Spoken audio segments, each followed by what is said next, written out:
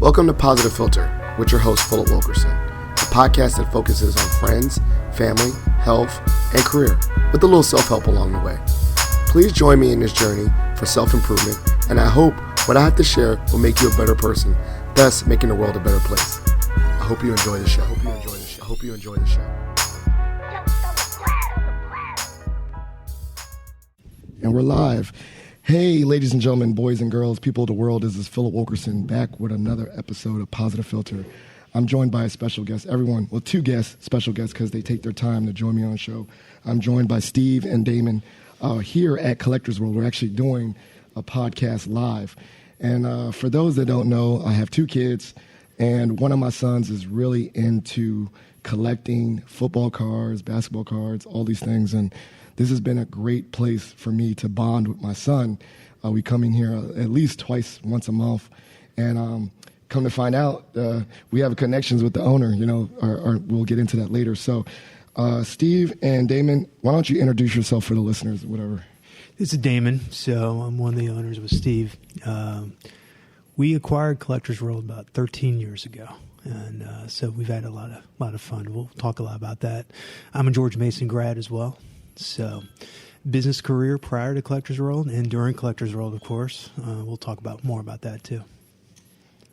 Good afternoon, everybody. This is Steve Weber, and I'm the co-owner here at Collectors World, and go back with Damon 20 plus years, and we've been fortunate to land in a business that we both really love. Excellent. And so, for your experiences, both of y'all transitioned into ownership, right? Tell us a little bit about that transition to ownership. It's a funny story, this is Damon. So about 13 years ago, I was consulting in Washington, D.C., and I was driving home. And I try to avoid traffic, and I try to just keep driving. Next thing you know, I look up, and I'm in Annandale, Virginia. And I'm like, oh, that's a baseball card shop right there. Now, I did that as a kid, so it really appealed to me. So I was like, I got to check this out. So I went inside the store, looked around. I said, you guys do consignment by chance? He's like, no, not unless you want to buy this place. And I said, well, how much you want? He threw out a number, and I thought about it. And I'm like, well, if I'm going to do it, it's the only one guy I'm going to call first. So I called Steve in the parking lot. And I said, hey, you want to buy a baseball card shop? And he's like, yeah, sounds like fun. I thought he was going to say I was crazy because this is in 2013. The market was not hopping and not known for baseball cards. And he was like, you know what? I want to do it. And so I went down to the bank, took out $5,000. Okay. Went back to the shop, and I said, here's a down payment. We'll close at the end of the month. He said, you're not messing around, are you? And I'm like, no. Well, this was really fun. Brings back my childhood memories. Had to do it with Steve because I knew his strengths and my strength were going to offset each other. Luckily, it's two different strengths completely. So I knew he would handle a lot of the administrative stuff, and I would handle a lot of the inventory stuff, given my background. And that's how we got started. Yeah, I was super excited. There we go. There it is. I was super excited when Damon called that day because for anyone out there that has been around sports cards, there was a boom in the 80s, and I was a part of that boom. And so to hear, baseball cards, I was like, oh my gosh, this brings me back. And when I checked out the store and thought about what we could do with it, it just brought a lot of ideas and things we could do to really grow it. Now, so when you said the $5,000, was it like your personal money or a small business loan? Oh, it was our personal money. Yeah, we fortunately we were in pretty good shape at that time. Steve and I started together in government contracting in the mid 2000s, and so we worked really well together in like two or three different companies, two or three different kind of environments. We kind of grew up together. I was his first supervisor. We're 6 years apart, so I was 31, he was 25, I think, when we met. All right. And we were given one project, which is a cool business story, by the way. Our very first corporate level project was actually saving money through office expenses for a huge company. And so they were spending over $2 million a year. And they're like, if you guys can reduce it $1 million, then we'll get like a gold star. No financial upside or incentive, just a gold star. So Steve walked in my office fresh out of business school, and he's like, hey, you got anything for me? I was like, as a matter of fact, I do. And so we started saving money on HP 56 printer cartridges back in 2005, and that's how we rolled in the very beginning. And then we did all kinds of other business development opportunities, operational type of just building the build skills. It up. Yep. And I see the James Madison, so I shout out the Dukes of James Madison. So I'm assuming you were a Shoker business alum. I was, yeah. JMU undergrad, Virginia Tech Graduate School, and here talking to George Mason today. So Virginia through and through. That's crazy. Yeah, I feel like I got 2 touch points: undergrad at JMU and Mason. So obviously both our schools prepare us for stuff. So you said you made that decision to take out to do the money. Did you talk to your wife first? This is Valentine's Day. Or you was like, let's do it, I got it? Or did you, business-minded, did you at least put a plan on paper first before you took out $5K? Or how that work? And did Steve, he said yes, but did he say, like, can I see your plan on paper first or what? So the initial business plan was literally a piece of notebook paper. Okay. Damon and I, over the phone, mapped out, hey, what are the expenses in the first 60 days that we need to cover? And we just bootstrapped it. We no small business loan. We were both working full time in the government space, so it started as a pet project, right? It wasn't, hey, this is our career. We were just happy to kind of get something rolling on the side. And so that's something for everybody to keep in mind. Just thinking about doing a business, sometimes it's just putting pen to paper to get started. Really, it doesn't have to be a 14-tab Excel sheet to feel like you're going to set yourself up for success. Like, just get your ideas on paper and bounce them off somebody smart, like we do with each other, and then you can take off from there. And so a lot of things, too, and I work in career services, a lot of it was, you're taking entrepreneurship, right? And then were you all thinking, like, at the initial part, this was just a place to make additional income. This wasn't going to be full-time. Can you talk about that? Like, when you first bought this card shop, you're like, hey, that's just a side income place. It's not a full thing. So the one thing that we had going for ourselves is we knew we could trust each other. So that's the first thing in a partnership. You have to trust 100%. The second thing is when I was 12 years old, I did my first baseball card show in the 80s when Steve talked about the boom. Okay. And I worked at a card shop when I was 14, 15. Okay. And then throughout college at Mason, I did card shows and helped pay my way through college. Oh, you actually did card shows? Mm-hmm. And I was early on eBay. Like eBay came out in 96. I was on eBay in 97. Got it. I was grading cards in 97 when grading cards was a really new thing. So I had that background to fall back on. Okay. So it wasn't like we walked in blind to a business. There's certain businesses. You knew this business, and it wasn't like you going into the restaurants. You knew the card business ahead of time. Okay. And there are 2 primary things that we looked at the business. Number one, we looked at buying collections. Yeah. It was going to be huge. And number 2 is online, in eBay in particular with my background. Steve and I are both very disciplined when it comes to the money side, so we weren't in it to try to squeeze $500 a month each. It would been nice, right? But we were all in, focused on reinvesting back in the business. Gotcha. Every dollar we made, we put back into it. We joked for years. Our very first hire was off of Craigslist. He was the only guy for the first 5 years that were making any money. Was the person we were paying for here? Okay, for here, yeah. First 5 years of the business, it was a grind. So, for thinking about that, you're working your 9 to 5. When would you start delegating and bringing other people like that, full-time staff or any staff to think about that, right? Because you can't do everything in your 9 to 5.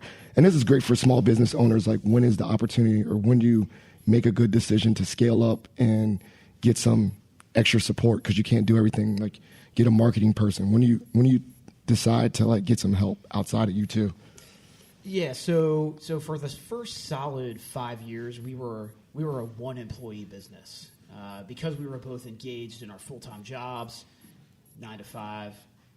We had one guy who worked 6-7 days a week, and then we supplemented where it was needed.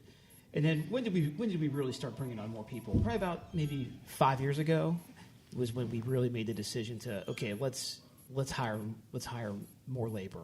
Okay. Let's get people in here that we can train, delegate, scale up our online business. and take this to where we want it to be, which right now is 2,000 to 3,000 transactions a week online. Oh, okay. The online space. I didn't even know. I have not I'll be totally transparent. I've never gone to your website. I only come here physically, but you have a very robust online site. To do the transactions and stuff. We do. We're highly invested in eBay right now. So we have 3 different eBay stores that focus on different areas, and that's where the bulk of our online business is. Now, yes, I'm a collector. I came in that wave. I was saying I gave my kid all these cards, and then it went down. But I did see a resurgence during COVID. Yeah. What is going on with the card business? Why was there such a boom in regards to collections and during COVID? And now cards are. People are doing this again, this hobby again. Well, in all honesty, when COVID first started, Steve and I both looked at each other like, well, who the heck's going to be buying baseball cards right now? We thought everyone was going to keep their wallet very tight, given the uncertainty. But what we found was over time, Kobe started the passing of Kobe in the Bulls documentary. That kind of kick-started people thinking about their collectibles in the boom of the 80s and 90s. Gotcha. And they started thinking, well, I wonder about my Kobe. If I have my Kobe rookie, if I pull it out worth some money, I really want a Kobe. I might get it graded.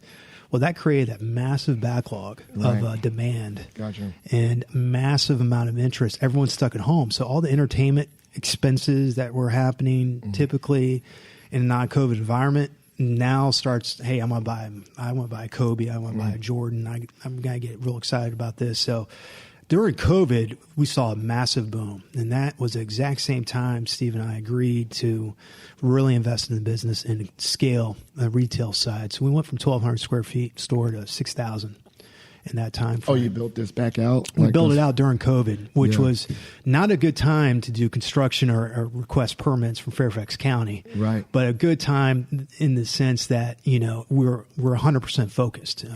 The consulting side and the government contracting went south, but the online business in this store went up. So the diversification of businesses, if you're going to do multiple businesses, I was a consultant, self-employed, is always a wise strategy because one may go down, another one may go up. So you're well diversified. And that boom was absolutely crazy. We actually went down to 0 employees. It was Steve working at his house and me working at my house during COVID. Online, yeah. And we're going to the post office every day, and we were literally shipping out 1,000 packages a week. It was just the two of us. Going to the cards, yeah. We both set up shipping centers in our basements.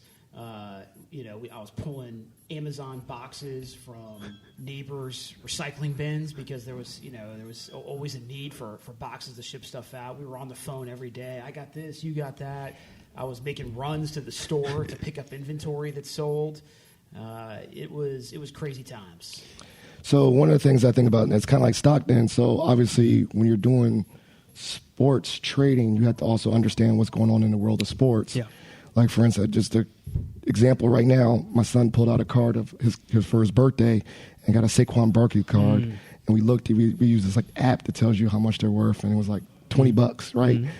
But does it kind of go back down if they suck? Does it go up? Does it you have to sell it while it's hot, with a card, right? Timing is everything. Okay. Like as an example for football cards, for us, when we decide to sell football cards as a concentrated effort as a business, we look at August as the best time to sell. Now, why is that? It's because no one's playing bad. Yeah, and everyone's hyped up for this future season. Everyone's a rock star. It's not until you get 3 or 4 weeks into the season, Christian McCaffrey is done. Yeah. He's out, and his card value plummets. That's actually the time to buy. So a lot like the stock market. Totally like that. Timing's everything. So, okay, to the inverse of that, right? I held on for so long. Is it in people's strategy, as adult men, to hoard and keep and hold on to these things? Not a good idea. Or no, okay, because my son might be on it. He was like, and I might have to bring him in here to start doing it. He's like, I need to go sell this card now. Start him young, man. And I was like, what? You need to sell it now? I thought you hold on to oh man, don't let my son hear this, because he already was like, I need to go back and take this individual card and sell it. So it is probably better to understand what's going on in sports and do that stuff in the moment, rather than for me holding on to these cards when I was from the 90s and now they're $2, right? A lot of these cards are $2 that I got now. Yeah. I'll add that it's also important to hold on to what you like so that you have enjoyment. If you love Saquon Barkley, don't feel the need to sell just because it's high at that time. If you love Saquon Barkley, if you love collecting Eagles cards, hold on to them. And you know that part of it is having some aspect of collecting what you like. But it's always good to do a little bit of buying, selling, trading to get used to that world, and also to fund buying things that you like. So, as an online shop, would you encourage small, like, let's say this, I'm using everything like this and cards as teachable moments for my son. Do you think that kids should have, like, not kids, but, with their parents' guidance, should have, like, their own little eBay and start getting used to that world right now? Absolutely. Okay. Yeah, if you look at my background, I did attend George Mason. Business school is great. Yeah. But I will say there's no better education than actually having your own business and learning. And you lose money enough, even at 12 years old or 10 years old with your son, then that's going to be a life lesson for sure, especially if it's your own money. And it's about business and learning about it. Yeah, it is. Now, to Steve's point, we divide the people into two groups typically: the true collector and the person who's in the hobby to make money. But the 21st century investor / collector is kind of a hybrid of the two. It's typically, to Steve's point, you got to fund the next box you want to buy. It's always good to be selling a little bit and cashing out. And we also help with collectors on consignment or people that want to liquidate and cash out. Even if you take a loss a little bit, that's better typically than holding on to it a long time. I mean, it's very difficult to achieve GOAT status. Like your Tom Brady's, your LeBron James, Michael Jordan. Hall of Fame Pat Mahomes. Cards, yes. Majority of athletes are here today, gone tomorrow, especially in football. The shelf life is extremely short, and it's always smart to kind of cash out and kind of, if you're looking to continue to kind of stay in the hobby, invest. That's what we see now is kind of a hybrid. Yeah, and I think the infusion of my son actually likes the game of football. That's why he likes, it's not just, he wants to just sell cards. He gets so excited of who the player is. Well, it helps it's both and, right? It helps with reading. It helps with learning the numbers, the stats, and then going online and looking at the marketplace. Every category that we have in here extends far more than sports cards. Pokemon, it's comics, sports memorabilia, vinyl records. Every category has its market, right? Yes, market. See, this is business, right? It's pure business, absolutely. Yeah. Okay, and so one is now thinking about it, like this is an educational moment. Like, I talk about worth and value. This was something now I think about when I was a kid. This was something my dad actually took me to card shops and comic book shops and would talk about history too. The history part, that's what I like about it too. Like, who this player is? Absolutely. And my son don't know, and we talk about it and we like, this, so these are all different things you can learn about: culture, history, business, all through a hobby, Absolutely. And I think that's awesome. Well, that's our favorite part. When we buy a big collection, we love doing the research side of it. Like who this person is. Especially like 100 years ago. That's like the best because you're really kind of diving into that person's background, what the culture was like back then, the challenges and the environment and what they overcame is always fun to read about. So is there such thing still as card shows? I mean, that sounds ignorant, but because I know Comic-Con and I go to Comic-Con and comic books, but is there one specifically just for cards around here or in the DMV area? Yes, absolutely. So one of the biggest shows in the country, and it ranks in the top 10, is the Chantilly Show. It's at the Dulles Expo Center out in Chantilly, Virginia, and we're one of the biggest vendors there. And you would be shocked, you would be surprised at the amount of cash put on tables at these shows. It's a high traffic environment, and individuals are out, making big deals, buying big cards, selling big cards. It's a fantastic show. I definitely recommend it for anybody looking for a show in the area. Yeah, that, for sure. And what's amazing is when you see the 12-year-olds putting down $3,000 in cash buying a card, and I tell you what. Wait, what? Yeah, let's pause. Let's just pause there. Yeah. So I'm gonna go to the Chantilly show. When is the Chantilly show? The next one I think is in April. It runs 3 times a year. Okay, we're going to this. Me and Ben are going to this show. Oh yeah. And you're saying there's kids dropping grands. Oh yeah. Benjamins, just laying it out. With their parents behind them, right? Or something like that. They started the fund, but then with the buying and selling, they you build see the up. kids doing this. The kids are doing it, and the kids they will wear you out just as much as an adult, if not more. They are online. They're seeing the market and the fluctuation. It's really impressive. And so, what is some? Now we have talking about what are some pitfalls or things that people should be aware of, not cons, but adversities, make sure that you're not getting spammed or, make sure that kids are safe.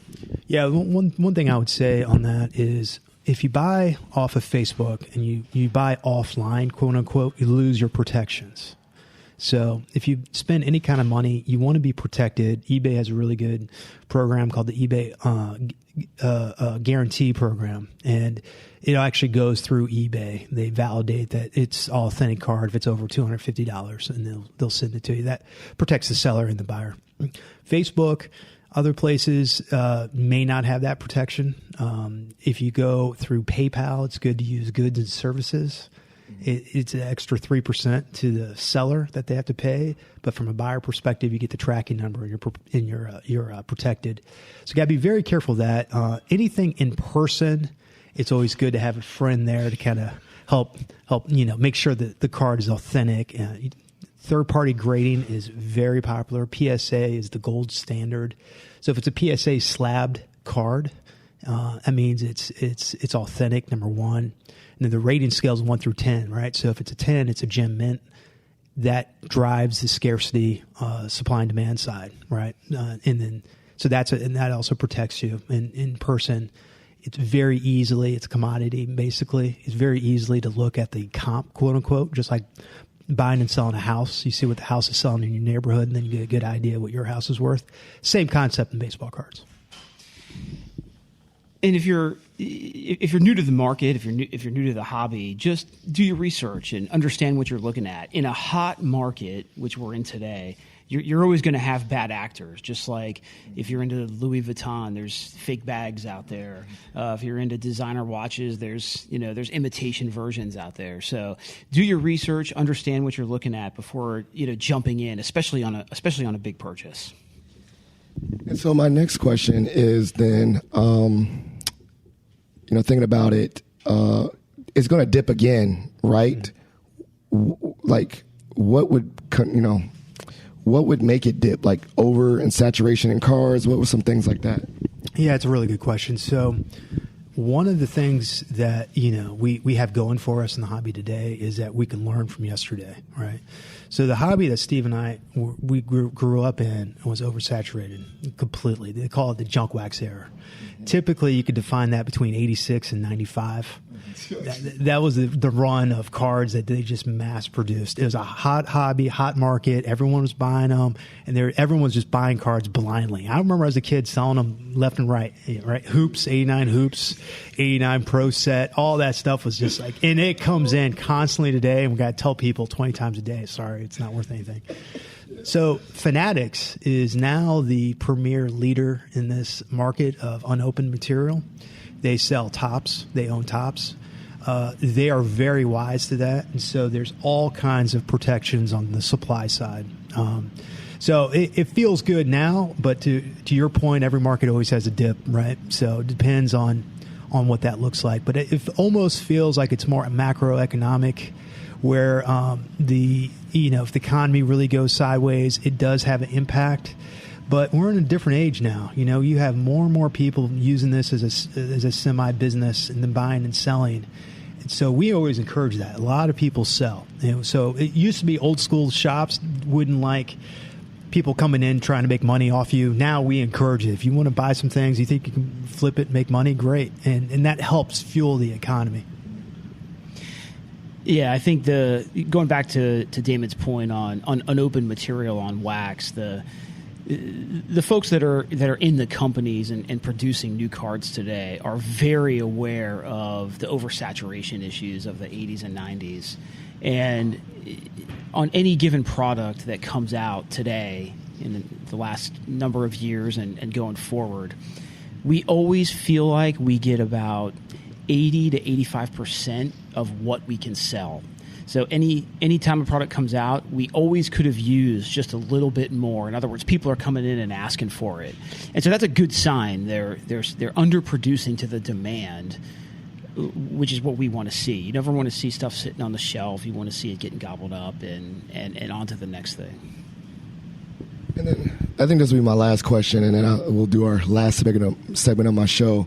What about the different identities and diversity of sports collecting, right? Like you're saying different ages, women. Do you see women getting involved? And I say this like in a sense that we knew that women fandom skyrocketed with Taylor Swift, right? Like Taylor Swift got involved, and now all these women are buying jerseys. Do you see more different people getting involved in this collecting space?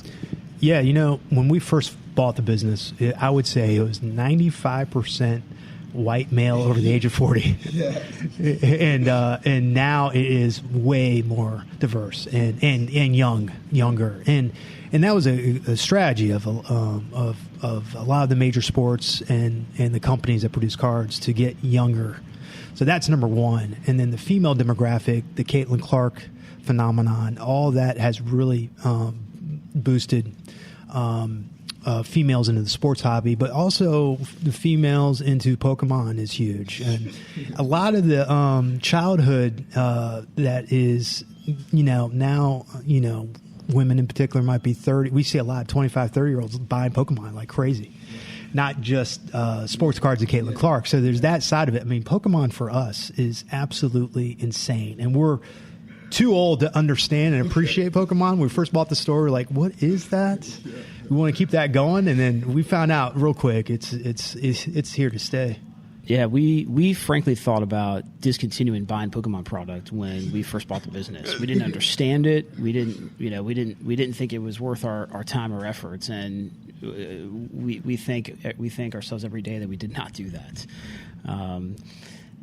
Pokemon's multi-generational. Came out in 1999, so you now have individuals my age with kids coming in and sort of looking at the old stuff, looking at the new stuff, and it's fantastic to see. And then just to echo what Dave mentioned on Caitlin Clark, one of the hottest selling cards in 2024 period over males or any other genre was Caitlin Clark, and so more young girls coming into the market. My daughter's a Girl Scout. All the Girl Scouts want Caitlin Clark cards. It's fantastic to see. Well, I mean, we pride ourselves here of the family of four.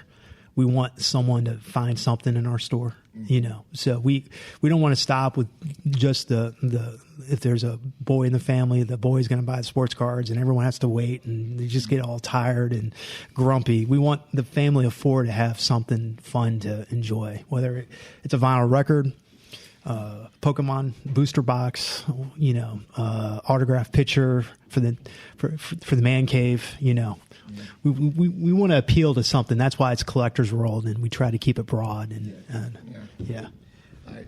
So this is the last part of the show. It's called Shot for Shot. I'm going to ask you a random question, and you ask me one together. So, and it's going to be random, but this is probably not that random. What is your most prized card individually to you too? Your most, and when I say prized, I'm going to say this too, to your point, meaning not value, not $1,000, like your most prized card.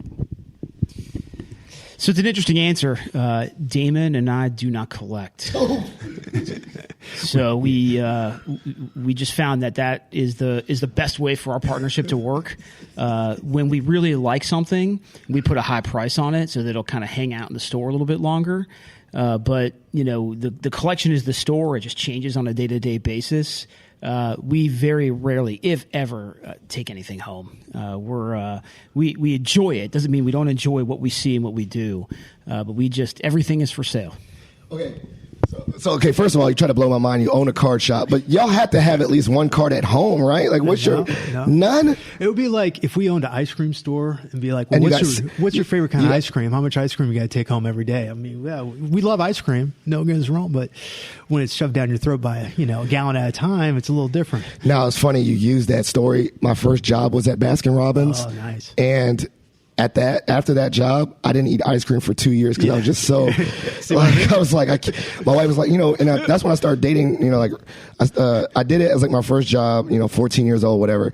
And then, actually it must have been like 5 years because then I met my wife at 18 and I still didn't want, like, she's like, oh, let's go on a date. And I'm like, I don't want to go to ice cream. I can't even smell it, so that's crazy. All right. So what's your question for me? All right. What's your first job? Well, there it is. Baskin Robbins. That was your first job. Yeah, my first job was Baskin Robbins, man. I grew up around here in Mount Vernon, and I was in Richmond Highway. It was off right near Mount Vernon. I could walk to it from work. What was your hourly? Shoot, dang. It must have been like $5.25 or something like that. I remember I felt like I was balling, and shout out. They can't get me now because I'm over it. But I at least gave out like $1,000 worth of free ice cream. They can't come get me, Baskin Robbins, whatever. Because what I would do is probably price that in. No, right? whatever. My friends would come in, and I'd be like, "Thank you, come again." They would just walk out with the ice cream, and then even like you would say, "Oh, like and adults wouldn't do that." My best friend's dad would be like, "Yo, give me a pint of rum raisin, some stuff in pints of ice cream, and taking them home to even my own dad finesse, So like, but yeah, that was my first job at like, and it was over the summer, and then I had it a little bit hourly. But then like I think in high school I always worked, and then my other job was a lifeguard, which is easy, just make sure people don't drown. So I always worked since I could get like a paycheck. That was something I always thought about, like Food Line. I've always had just a job, like a job. So I always value work. So I don't know. What's the youngest you can hire somebody? We have one kid because he's 12 that helps out. We give him trade credit, so he's not on payroll, and we don't boss him around like that.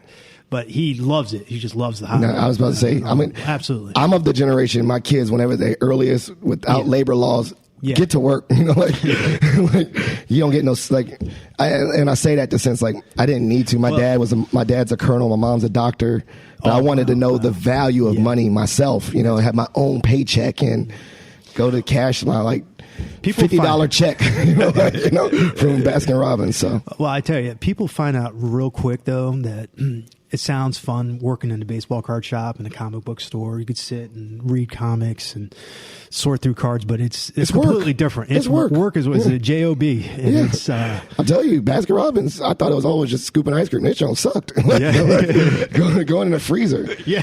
I'm gonna tell one random story. One time, this is where I didn't like ice cream. A woman came in, and I accidentally spilt some ice cream behind the counter. And she reached over and said, "Don't waste it." Went with her hand and licked it, and licked her hand. And I was like, mind you, I'm a little kid. Like I'm only like 14. I'm not gonna say, "Ma'am, don't." I just looked at her, and I was like, I can't tell an adult what to do. And I just stood there. And mind you, then I was like, this is crazy. Like I would never. This is work. This is a real job. These are things you don't need to experience. Absolutely. My first job after the baseball card shop, I got a real job because the market dipped. So I worked at Safeway, and $4.25 an hour. Yes. And I went to my supervisor and said, I want to sign up for the stock plan as an employee. He said, "You want to do what?" He said, "You're a sophomore in high school. You want to buy stock at Safeway?" I'm like, yeah. Yeah, and I held that stock till I went to George Mason. There it is, entrepreneur. Okay, you're putting me on the game for my son. All right, so this has been a great episode. This is part of the show called Shout Outs and Plugs. It means shout out, show love to anyone you want to show love to, and then plugs. These are ventures, the website, anything that you want the listeners to be aware of, and I'll make sure to put it in the show notes. Well, from a love perspective, just want to show love to all our collectors and customers out there that frequent Collectors World. Would love having you. I'd love seeing you out here on a regular basis with your families. And thanks for having us today. Plug wise, we're having Topps Rip Night on February 22nd. So if you happen to be a lover of baseball cards, or the baseball season is starting, we'll be having a great event that day, just celebrating the hobby, baseball focused, of course. And we'll have food and games for kids and things of that nature. So if you're listening to this and you're interested, come out and see us. Well said. I think it is Valentine's Day, this recording. So Steve and I, our wives are always very valuable to us. Without them, we wouldn't be doing this grind for 7 days They let you pull out $5K and start a business. So shout out to them. And so to put a wrap on that story, that night I went, dinner time. She's like, "What did you do today?" I was in Annandale, and I don't live anywhere near Annandale. She's like, what were you doing in Annandale? Well, I kind of took the wrong turn out of D.C. trying to avoid traffic. I saw a baseball card shop. Oh, like you were a kid. That's cool. Yeah. I said, well, and then I bought it. She's like, oh, what did you buy in the store? I'm like, no, I bought the store, and Steve's going in on it with me. You did what? I explained it. She's like, when are you getting all the stuff out of the basement then? Dude, I love So it worked out perfectly. There it is. It worked out Shout great. out to the wives. Yeah. Shout That's out. why we don't keep anything in the house. There you go. That was the real reason why you don't collect. That was awesome. And so we'll make sure to put the website here. And then I'm going to try to release this earlier so that you can get some people for the Tops night. But Positive Filter listeners, it's been a great episode. For those that are listening, please support Collector's World. Is something, honestly, I wanted to do this podcast because for me, as you know, it's something I do with my son. Sometimes I randomly go on Instagram and do unboxings and things like that. So this has just been a great activity for me and my son to bond. So I really appreciate you two gentlemen for being on this, and also appreciate you just in general for having this space for people that want to do something with their kids. As you know, every episode is dedicated to the memory of my late father-in-law, Jeff Kirsch. So please consider donating to the Jeff Kirsch Anti-Hunger Fund for all his work fighting food insecurity. And then lastly, if you're a member of the Mason Nation, please consider submitting a Pats for Patriots. There's a program to show love to anyone else at Mason. An act of kindness goes a long way. Continue to listen to episodes, support Collector's World, and we're out. Thank you for listening to Positive Filter, a podcast that focuses on family, friends, career, with a little self-help along the way. If you enjoyed this podcast, please share it with your family and friends, and like the Facebook page, Spreading Positivity of Movement. Thanks for listening.